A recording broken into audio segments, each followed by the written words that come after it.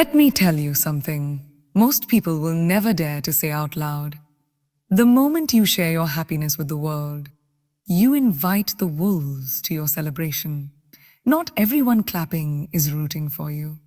Some are just counting the seconds until you fall. We live in a world obsessed with broadcasting.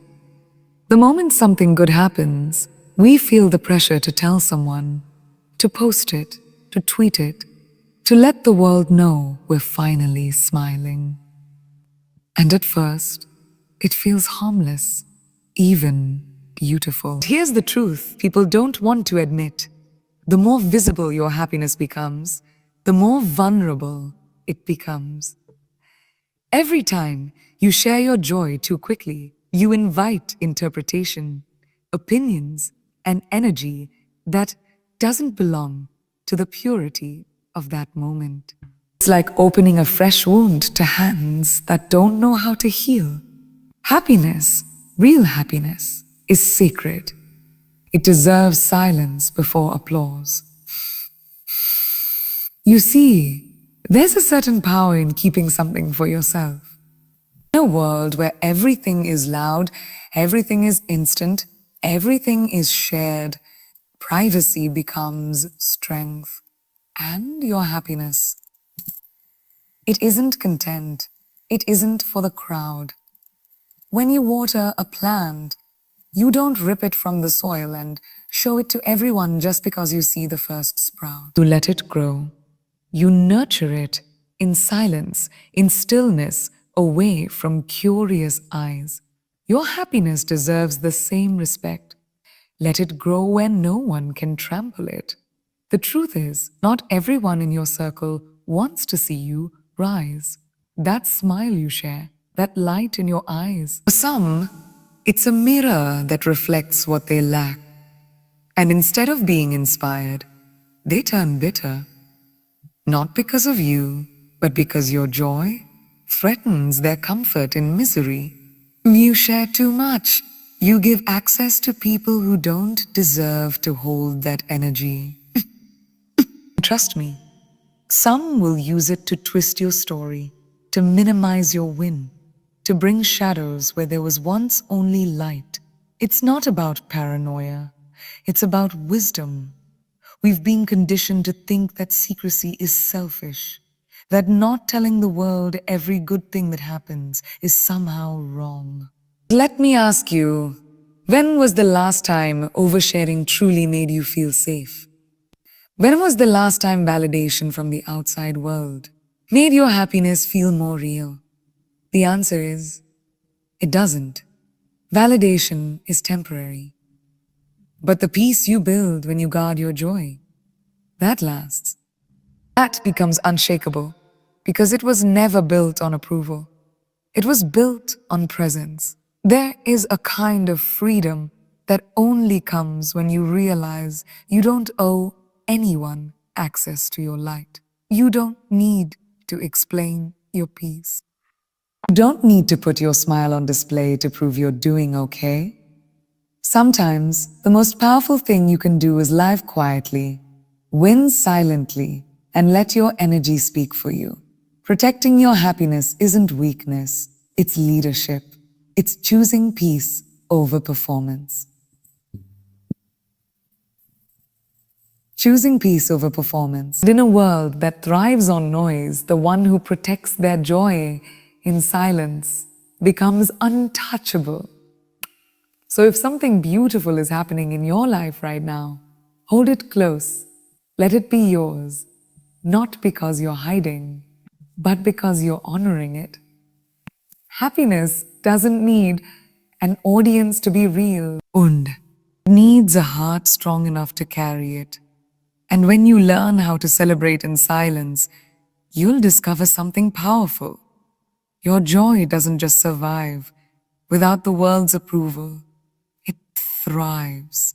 The hardest truth you'll ever have to accept is this. People don't always celebrate you. They calculate you. You think you're sharing your happiness with friends, family, or coworkers. But what you're really doing is handing them a measuring stick. So, the moment you speak about your blessings, some people don't feel joy for you.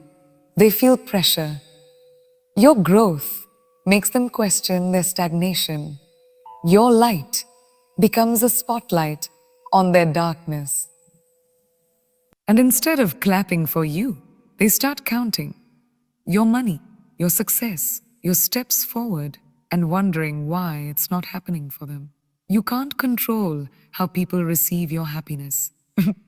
You can only control how much access they get to it. And too often, we assume loyalty based on proximity. But just because someone stands close doesn't mean they stand with you. You'd be shocked how many people sit at your table with envy in their hearts.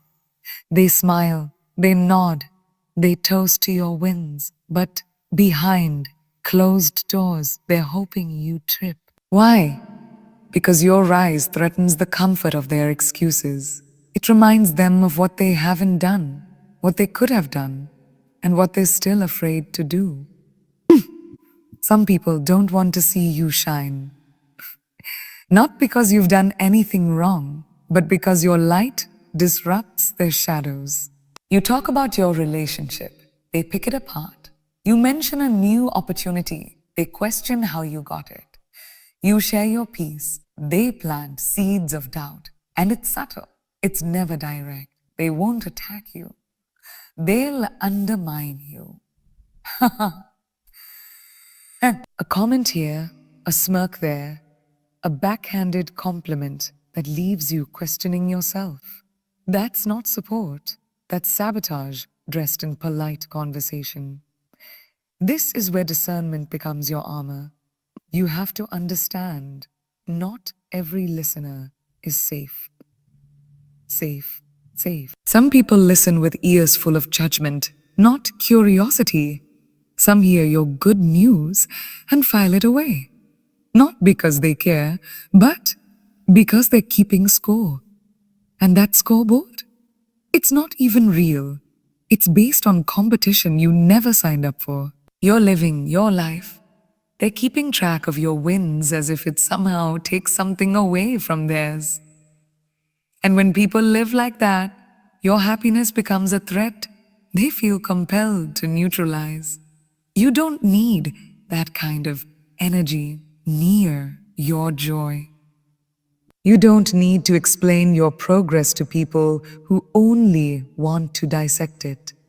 There's a kind of strength in being selective, in knowing that not everyone deserves to be included in your moments of peace, love, or celebration. The people who truly care about you won't need an announcement. They'll feel it. They'll see the glow in your eyes and smile without needing details. They'll be happy for you without making it about them. Those are the ones worth opening up to. The rest, let them wonder. So when something good happens, pause. Before you share it, ask yourself, am I sharing this for connection or for validation? Am I speaking from joy or from a need to prove something? Because if you're speaking from joy, you won't need a crowd. You'll know that the right people already feel your wins, even in silence. And the wrong ones? Let them stay in the dark. You don't owe your happiness to anyone who hasn't shown they can handle it with honor. There's a certain magic in silence. Not the kind that feels empty, but the kind that's full of power. In a world obsessed with noise, being silent is an act of rebellion. When you stop explaining yourself, when you stop putting your joy on display for people to judge or dissect, you reclaim your power. You shift the energy. You stop dancing for approval and start walking in truth. Silence is not weakness, it's wisdom. It says, I don't need your permission to be at peace. And that kind of energy, it shakes people. Because most don't know how to handle someone who is content without being seen. Privacy is not about hiding. It's about holding something so sacred that the outside world doesn't deserve access to it. When you keep your joy private, you protect it from the noise, the doubt, the projections of people who haven't done the inner work to understand it. People will ask questions, they'll push for answers, but you'll feel the strength in not giving them what they expect. Because not everything needs to be explained. Not every win needs to be shared. Not every beautiful thing needs an audience. Some things are meant to be lived quietly, deeply, and fully, without a single post, without a single applause. There's a reason the most powerful moments in your life feel the most personal. Naz. Think about the times when you were truly at peace. Maybe it was early morning, the sun just breaking in, and for a second, the world felt still. No cameras, no cameras, no announcements, just you and the moment. That's real. That's untouched by ego. But we've been trained to trade those moments for visibility, for likes, for validation. And the more we chase that kind of attention, the more disconnected we become from the very joy we're trying to celebrate. You don't need the world to see your happiness to know that it's real. You just need to feel it. Feel it. When you learn to celebrate in silence, you build something unshakable. Because what the world doesn't know, it can't criticize. What they can't see, they can't ruin. And that doesn't mean you live in fear. It means you live in strength. You've outgrown the need for everyone's approval. You stopped performing. That's freedom. You can be happy without putting it on display. You can win without announcing it. You can shine without stepping into the spotlight. That doesn't make your joy smaller. It makes it more yours. People confuse silence with absence. They think if you're not posting, not talking, not sharing, you must not be doing well. Let them think that. Let them underestimate. Let them guess. You're not here to prove anything to anyone. Your silence is not empty, it's focused. It's full of intention, of healing, of building something real away from the chaos. When you choose privacy, you're not retreating, you're protecting. You're guarding something that matters. And in that space, your happiness grows stronger, deeper, untouchable by the noise outside. This is what most people never understand.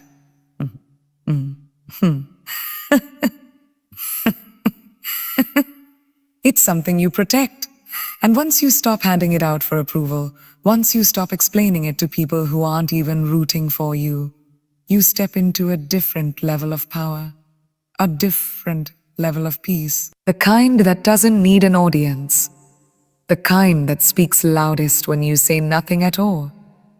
Because when you carry your joy with quiet confidence, the world will feel it, without you having to say a single word. There is something deeply powerful about becoming unpredictable. The moment you stop announcing your every move, your every win, your every feeling, you begin to build a presence that commands attention without ever asking for it. When people can't read you, they can't control you. So, they can't prepare for your next step, can't strategize around your growth, can't use your own words to box you in. And in a world that thrives on oversharing, being a mystery becomes a form of dominance. You're not hiding. You're rising. Strategically, quietly, unshakably, quietly, unshakably. Your silence speaks in ways your words never could. It shows discipline. It shows intention. It shows that you're not addicted to applause or validation. Most people want to be seen. They crave recognition. But those who are truly secure in their journey don't need to be seen. They need to be fulfilled. When you're working on something meaningful, something sacred, you protect it from exposure. And that's what makes your success so much more potent. It was born in solitude, built in private, strengthened in silence. So when it finally arrives, it doesn't need to be explained. It speaks for itself. When people don't know what you're doing, they can't interfere. They can't plant seeds of doubt. They can't offer backhanded advice disguised as concern. They can't dilute your momentum with unnecessary questions or passive judgment. That's why mystery is more than an aesthetic. It's a strategy. It's how you keep your energy clean. Because not every opinion deserves a place in your process. Not every voice should echo in your decisions. And not every celebration needs an audience. Some things gain power simply because they are kept out of reach. Understand this. The more people know, the more they feel entitled to comment. And even when their words don't come from malice, they still carry weight. They still sit in your mind, taking up space that should be reserved for belief, for clarity, for vision. But when you stop talking, when you stop giving people access to your internal world, that space becomes yours again. You don't second guess. You don't second guess. You don't shift based on someone else's limited view. You move from your own truth. You move with precision. And that makes you unstoppable. Let them wonder. Let them invent their own stories about you. Some will assume you've disappeared. Some will think you're struggling. Let them. While they're speculating, you're evolving. While they're talking, you're building. The less you say, the more powerful your presence becomes. Because eventually, the results will speak louder than your words ever could. Your life will shift so boldly that people won't be able to ignore it, even if you never said a word. That's what happens when you stop explaining and start embodying. You don't owe anyone access to your process. You don't need to post it, prove it, or make it palatable. Let your silence protect your vision. Let it strengthen your foundation. Let it be the force that keeps your spirit focused and your path clear. Because while the world is busy watching each other, performing for each other, trying to outshine each other, you'll be walking a completely different road. You'll be walking a completely different road. Content. One built in quiet, driven by purpose, and destined for greatness no one saw coming. Not because you weren't capable, but because you chose not to announce it. Real support is rare. It's not found in the people who flood your comments or throw around words like "are proud of you" when you're on top. It's found in the quiet ones, the ones who don't need to be seen, but who are always there, steady, consistent, true. These are the people who smile at your growth even when they're going through pain of their own. They don't see your wins as a threat. They see them as a reason to hope. And those people, those are the ones you protect, because in a world full of masks, their sincerity is gold. Too often, we confuse proximity with loyalty. Just because someone is always around doesn't mean they truly care. There are people who show up for the photos, the moments, the milestones, but not for the hard parts. They'll pose next to your success, but vanish the moment you're not shining. And you have to learn how to tell the difference. Learn to look past the noise, past the Alexei and the cheers, and ask, who would still be clapping if no one else was watching? Who would celebrate me if they had nothing to gain? The real ones don't need an invitation to be proud of you. They don't need proof. They feel your success as if it were their own. They celebrate you in private, defend you in public, and uplift you in your absence. These are the people who talk about your strength when you're not in the room. The ones who pour belief into your dreams without turning it into competition. For competition. And when you find them, hold them close. Because their kind of support doesn't make noise. It makes impact. And that kind of energy is sacred. Let them fade. If someone only shows up when there's a spotlight, let them chase that light somewhere else. You need people who are there in the shadows too.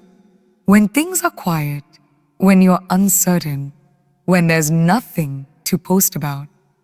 That's where real relationships are built. Not in performance, but in presence. And the irony is the quieter your wins, the louder the truth becomes. It reveals who is genuine and who is simply riding the wave of your success. Not everyone around you is clapping for you. Some are just clapping to blend in. When you choose to protect your happiness, it doesn't mean isolating yourself from the world. It means filtering the world. It means filtering the world.